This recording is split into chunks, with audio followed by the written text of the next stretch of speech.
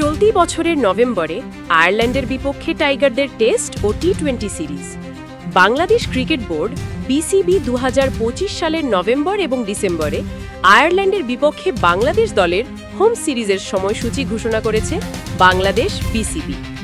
এই সফরে বাংলাদেশ দলের বিপক্ষে 2 ম্যাচের টেস্ট সিরিজ ও 3টি টি-20 ম্যাচে অংশ নেবেন আইরিশরা।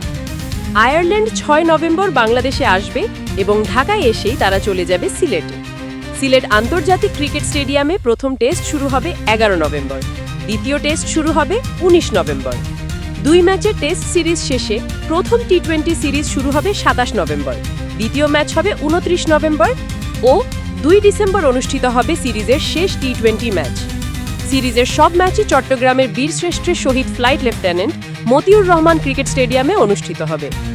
বাংলাদেশ এবং আয়ারল্যান্ডের মধ্যে এটিই প্রথম পূর্ণাঙ্গ টেস্ট সিরিজ। সাদা পোশাক অর্থাৎ ক্রিকেটের দীর্ঘতম ফরম্যাটে দুদল এর আগে একবারই মুখোমুখি হয়েছিল 2023 সালের এপ্রিলে।